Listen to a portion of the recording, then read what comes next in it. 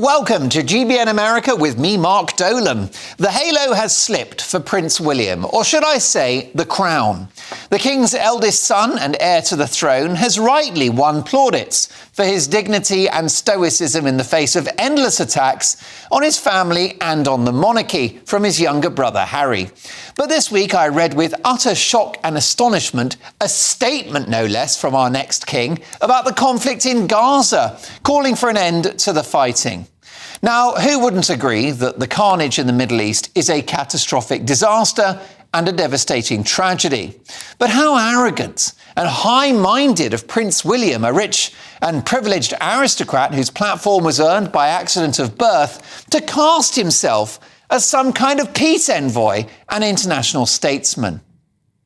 The whole thing demonstrates a hubris and naivety that would have even his uncle Andrew blushing.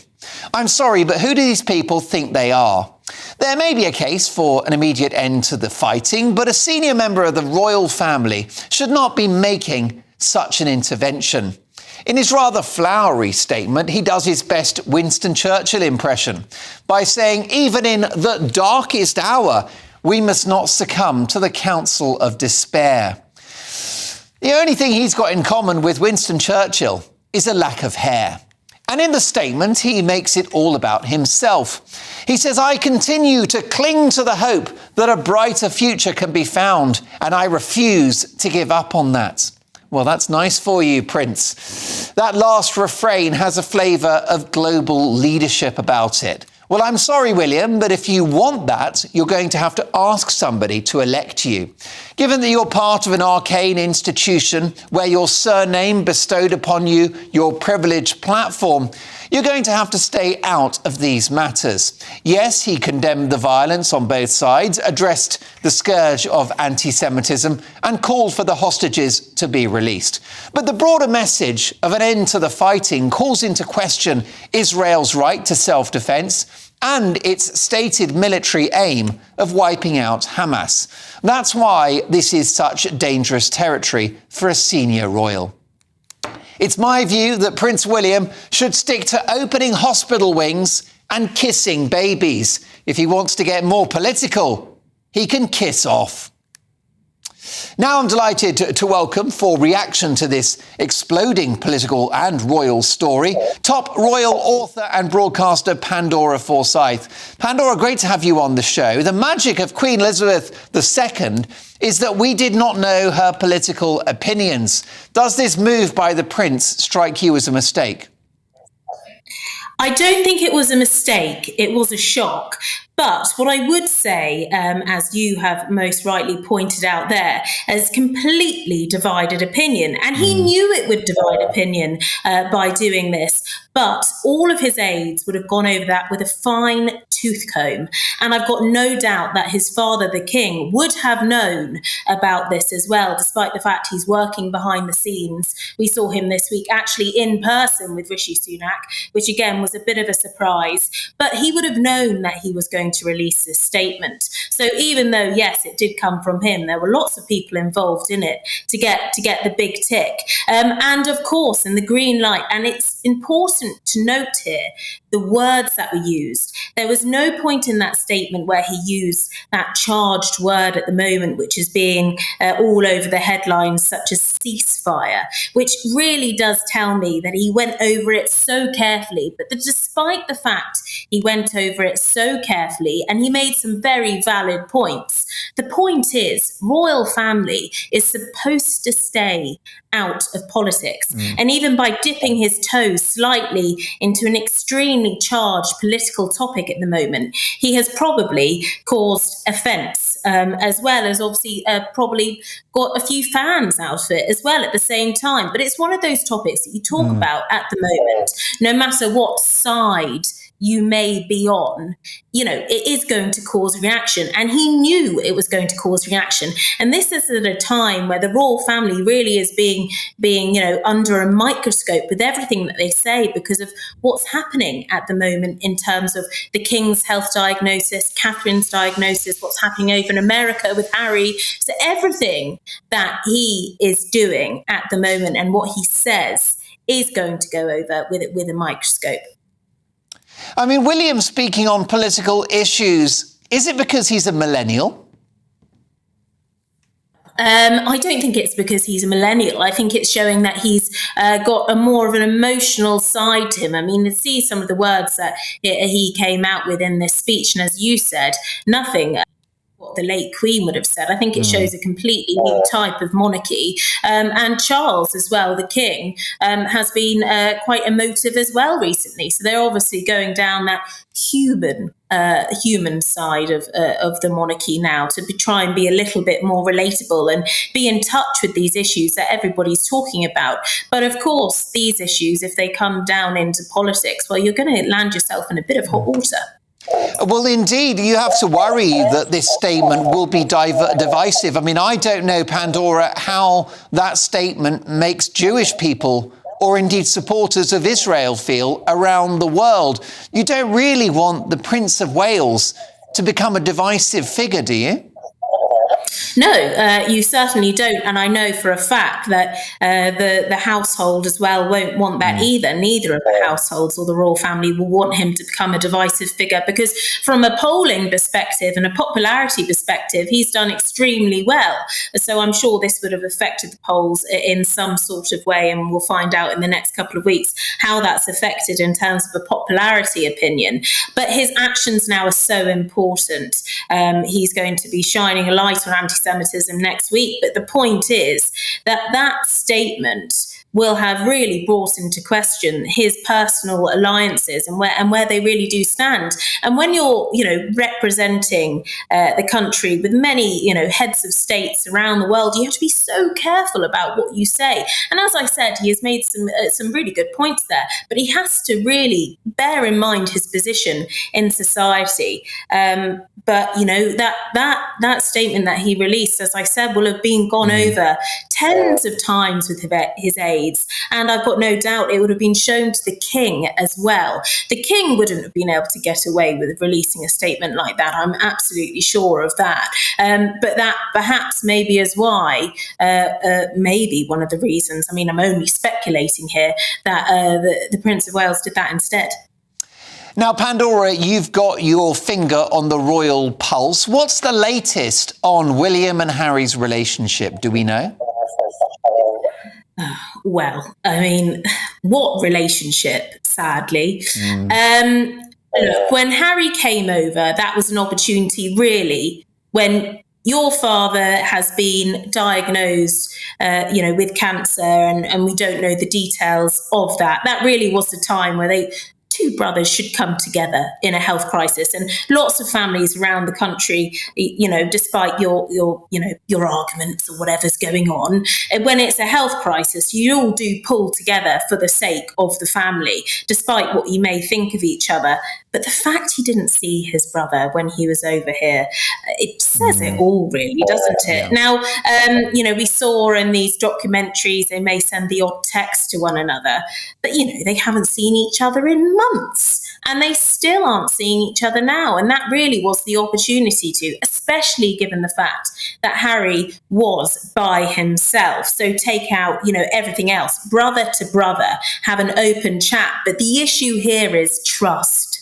Now, will William be able to trust Harry and know that any of their conversation won't be leaked in any which way possible? And the answer is no, because whenever they've had private conversations, or whenever they've had quabbles, we saw that instance in the book about their little spat. Yeah, the fireside punch-up. Yeah, well, the fireside punch-up, yeah, that's even how you describe it. But yeah, a brotherly, spat, and then that was, released to the world. So I'm sure William is very much in despair with Harry, because their relationship is in tatters, unfortunately. And this would have been the real opportunity to come round, for them to come together really at a time of need where the royal family does need that boost. And it's not happened. So can I see it happening in the future? Well, I hope so. I'd love for them to be, on a personal note, for them to be, lovely brothers again, and for the sake of the king. But I'm just not sure that's going to happen, unfortunately. Is a reconciliation possible between the brothers as long as Harry is married to Meghan Markle? Yes, it is. But important note here, Catherine and Meghan also have to come together as well. That's a whole nother issue. They have to be okay with being the Fab Four again. Because if we remember way back when they were all getting together very nicely, at one point, everyone was calling them the Fab Four. Now, they might have their own, cases going on about what they want to promote or what they want to push in terms of their charities, but they have to work together. And unfortunately, we saw how that turned out last time. Let's put their egos to the side, everybody's egos to the side, and really do what's best for the monarchy. Can I see that happening?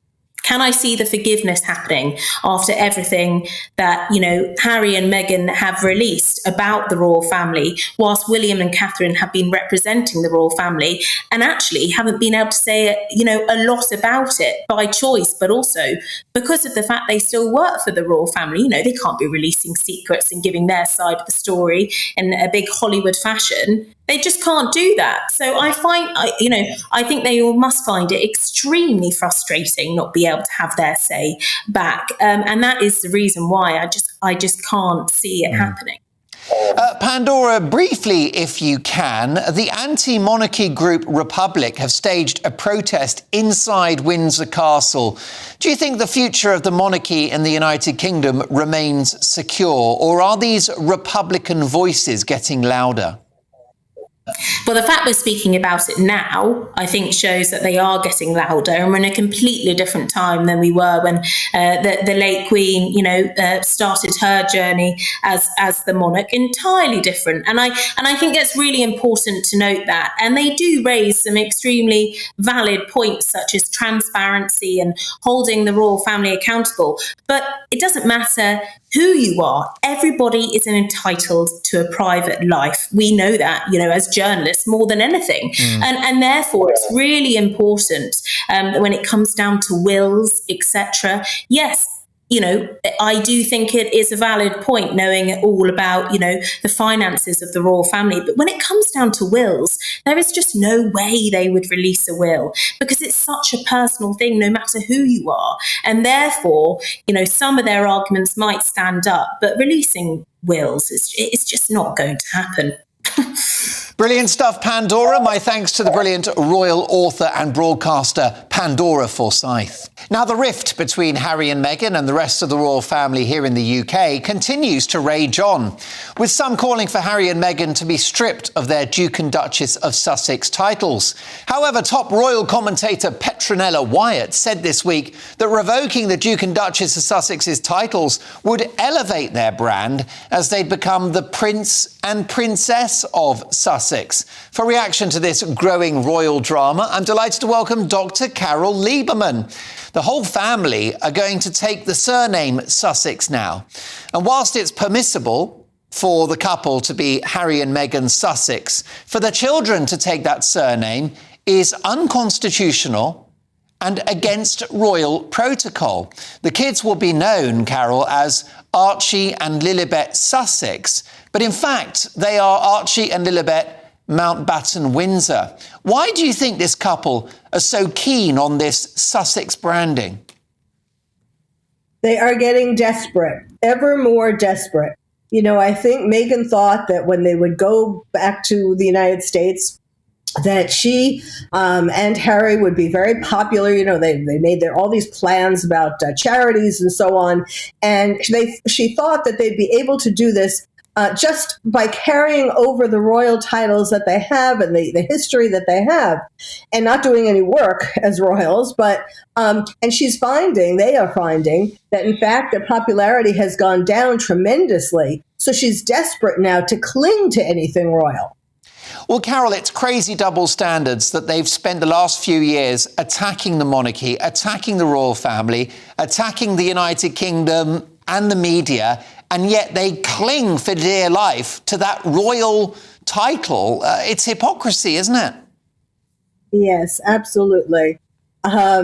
It's not really about. I mean, it's just about her daily plan or her goal. She wants to be on the face on everything every day. And Harry is sort of an appendage. What's interesting? I'm sure you've noticed this. How she's always like pawing him, and he doesn't do that to her. It's like she needs him, and that's sort of symbolic. She needs the royalty. Carol, obviously, Meghan Markle has a case to answer, but shouldn't Harry take responsibility too? He's a grown man. He's the guy that left Britain. He's the guy that threw his family under the bus. He wrote Spare. He participated in the Oprah Winfrey interview. He did the podcast and the Netflix series. Do you think he's getting off lightly and that maybe Meghan is taking too much of the blame? Well, I certainly think he does play a role. He does have to take some of the blame. It's unfortunate. I mean, she allowed him to bring out some of the anger and resentment that he had towards the royal family ever since his mother died. So, yes, he is not blameless. But she is the one who's perpetuating more. I think Harry is beginning, since King Charles was diagnosed with cancer, I think he began actually a little while ago, but I think it's sinking in now how much he misses his family and how they're not going to be around forever to be spoken to or disregarded or dissed actually in all the ways that they have been doing that. And he's realizing, wait a second. And so I think, it might be at some point that he would go back to the UK and that he would have to divorce Meghan. I don't think that that's happening just quite yet, but there are some stories about that he's talking about wanting to be more in the UK and she doesn't want to. So I'll have to see with that. But yes, it's sad. I mean, he's just like actually he saw at the Queen's funeral. That was when it began. You could see his face that he was feeling not only lonely, but sort of sad that he hadn't been around with her longer. Carol, as America's psychiatrist, what's your appraisal of their relationship, Harry and Meghan? Clearly, it's a formidable business partnership and they are parents to 2 small children. But do you think they love each other? I think that at least Harry... I think Meghan saw him as her claim to being a princess or perhaps queen. Not that she doesn't, find him lovable in some ways, but I think her manipulations really took front and center.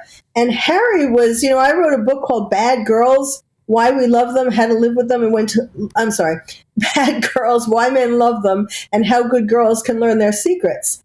And she fits into that. She manipulated him. She trapped him. But then the surprise was that it wasn't just about that in fact, he did have some resentment towards his family. And so she was his mouth. She was his mouthpiece. She was the way he'd be able to express that.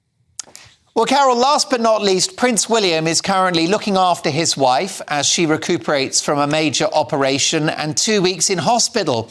It's been reported that Princess Catherine has seen a different side to William. Could this shocking health scare bring them closer together? Yes, I think that they are really pretty close. But yes, it's like people tend to think sometimes that their significant other or a family member is going to live forever. And when something like this happens, it's kind of shocking. And yes, I think it did sort of wake him up and take him away from just spending as much time on work things, on royal family duties, and realizing that he does need to spend more time with her. Carol, it's always a thrill and a privilege to have you on the show. We'll catch up soon. My thanks to America's psychiatrist. Do check her out on Twitter and YouTube, and her website, Dr. Carol Lieberman. Well, many thanks for watching. I am Mark Dolan, and this is GBN America. For all the latest from the channel, go to gbnews.com/America.